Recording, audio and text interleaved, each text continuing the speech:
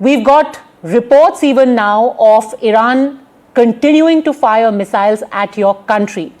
Do you fear that this could be a protracted standoff? Well, I don't think it's a standoff. I think that we will continue striking Iran until its capabilities are degraded. We have started, as you know, only less than 1 day ago. It will take time. Our Prime Minister has declared yesterday that we are targeting more than 2,500 military targets, and our Air Force, together with the American Air Force, is currently controlling the skies of Iran and is capable of degrading the Iranian capabilities. So I think we have to wait and see, and we'll see a gradual degradation of the Iranian capabilities. Mr. Azar, did the government of Israel believe that there would be spontaneous protests, support, in fact, across Iran with the elimination of Ali Khamenei? Because that's been missing. But was it your expectation there would be spontaneous celebrations or a movement, which resulted in a larger change of government?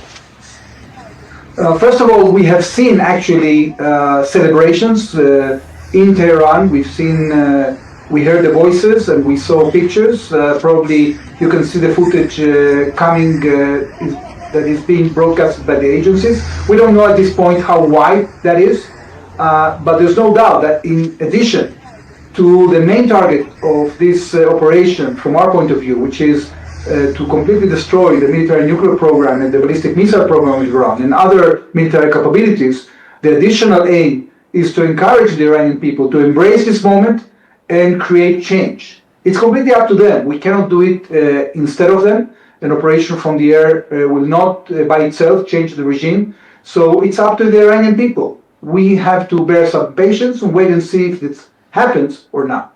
One of your stated aims was to destroy the missile program of Iran. Has that objective been achieved in the strike so far? Well, it is being achieved as we speak. As you probably know, during the 12th day operation of Rising Lion in April last year, we've been able to destroy about half of the Iranian launchers. And hopefully now that we do not only have the force of Israel, also the United States is leading the operation with an overwhelming force. I think this process is going to lead eventually to the complete destruction of the Iranian capability to launch ballistic missiles. Mr. Azar, I think it's very clear that it's a matter of time before Iran is unable to compete with Israel or America or your allies militarily. It's just a matter of time. But I think the larger question is whether there is critical mass in Israel, in Iran, which results in people changing the government. Because if that doesn't happen, there might well be a scenario where there is a new government in place, but that government is also anti-Israel. That's right. We don't know yet. I think that we'll have to wait and see. We have seen more than 1 million people in Iran only a few weeks back taking out the streets. Tens of thousands of them were massacred ruthlessly by the forces of revolutionary force, by the Basij. I'm sure that there are millions of people in Iran that are hopeful that things can change. The question is whether they will take their future in their hands and they will go again marching in the streets and dealing with the Basij. Whether the forces within the regime are going to get to the conclusion that they have to cooperate with those that want to bring freedom to Iran. These are all questions that we don't know the answer for them yet, but we have to, I think, be patient and see whether that happens or not. Ambassador Azar, already Iran has named Ayatollah Ali Reza Arafi to its interim leadership council, and so far there hasn't been any massive spontaneous uprising. Playing the devil's advocate, what if there isn't a coup of sorts in order to overthrow the regime, even the interim regime that has now been put in place? What's plan B? Well, first of all, plan A of Israel is to neutralize the existential threats against our country. And this is exactly what we're doing. The question whether there will be regime change or not is up to the Iranian people, and this is not necessarily going to happen. We hope it happens, but we did this operation not only for that. What we did this operation is to defend ourselves, because the Iranian regime for decades now, led by Ali Khamenei, has been doing its utmost to destroy us with their military nuclear program, with the ballistic missile program, and through their proxies in the region. So we want to neutralize that, and I think that a combined operation of the United States and Israel can achieve that, regardless of whether the regime changes or not. Mr. Azar, these protests now have now extended beyond the region, and by protests I mean those who are angry or upset about the death of Ali Khamenei. For example, in Pakistan, the US consulate in Karachi has been attacked. It was a severe attack. US Marines had to open fire, at least 8 people dead. Even in India, there have been protests in Lucknow, in Srinagar, in Kargil, I think in Leh as well. Is there a sense that, Israel didn't and America didn't take into account the impact of military strikes and the elimination of Ayatollah Khamenei beyond just the military action, that this has triggered protests in the broader Muslim world, which might work against your interests in the long run? Well, there is no surprise, I think, to anybody that there are radical Islamists in the world that support the kind of tyrannical action that was being led by what is called the supreme leader, Ali Khamenei. This person is not only a theological leader, he has been the operational leader of a country that has been attacking its neighbors for decades now, including Israel. So we have to look at the reality as it is, and those people that identify with the radical leadership of Iran are people that in themselves constitute a menace to the stability and prosperity of all the countries in which they reside. So I think that that cannot be a prerequisite of impeding action, because when you do not take action, these people get only encouraged. They've been supporting the terrible deeds of this regime against their own people, against other people, and therefore we have to be consistent until we neutralize the threat. And I think that if we succeed, all the countries concerned are going to be much more stable and much more prosperous. But you have China and Russia, who have both strongly condemned the killing of Ali Khamenei. In fact, both these countries, along with Iran, have also called it a violation of the principles of the UN Charter and the basic norms of international relations. Iran has asked for the UNSC to step in. Do you think they will? Well, I think that those who are condemning us now should have been condemning the radical regime of Iran in the course of the last 47 years, because that regime has been breaching each and every international norm.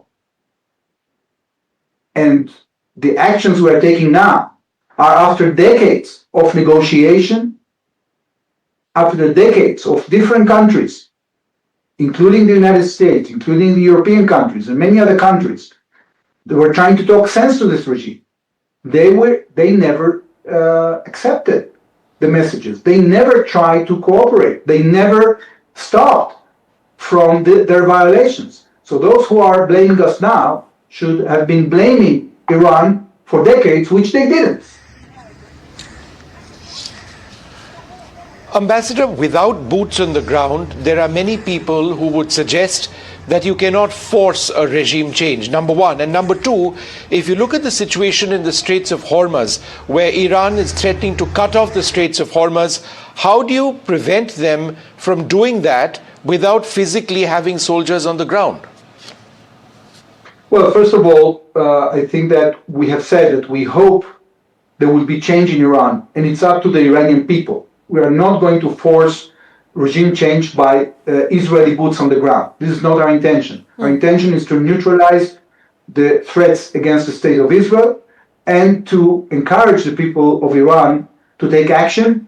We've seen tens of thousands of them massacred ruthlessly by this regime, and now they have a chance to maybe create change. But we are not going to do this with Israeli boots on the ground. Now, regarding the Straits of Hormuz, I think that we have to be patient, see whether our operation, our military operation, will make influence. I think that with the overwhelming power of the United States, combined with the strength of the Israeli Defense Forces, we have a chance of degrading the Iranian capability substantially, in a way that will no longer pose a threat on the Straits of Hormuz.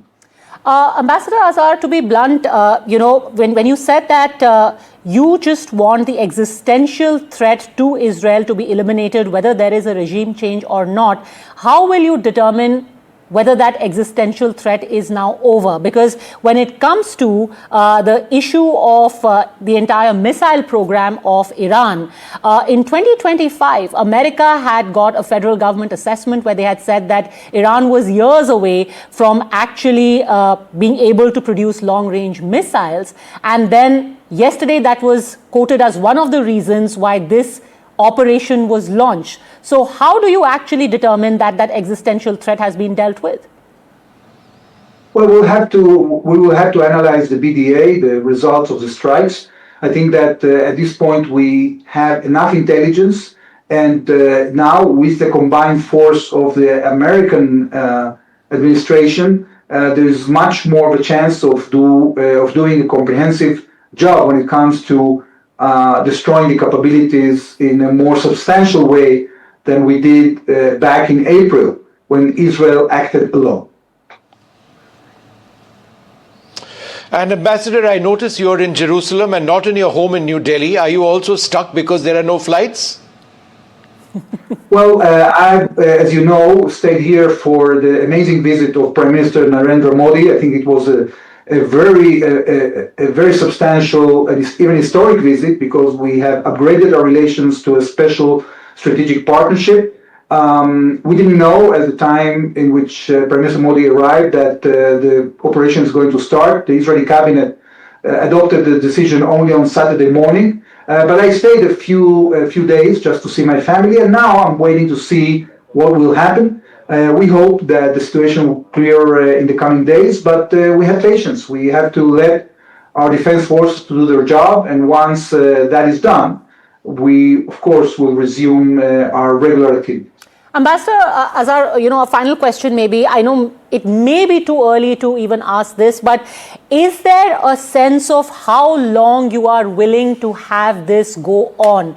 Is there a timeline that your country has in mind beyond which it may not be feasible or advisable or wise to have this conflict drag on? Because ultimately it's also people in your country who will be suffering. Yeah, as Prime Minister Netanyahu has said, we are targeting more than 2,500 military targets. This will take time. Yes, indeed, Israeli citizens are in shelters now. And yesterday, dozens of Israelis have been injured, and even we have one casualty, a lady, 50 years old, that died during a direct hit in the Tel Aviv area. I am optimistic that thanks to the military capability of Israel and the United States, the capability of Iran to strike Israel will diminish in the coming days. We have to be patient. This can take days. This can take weeks.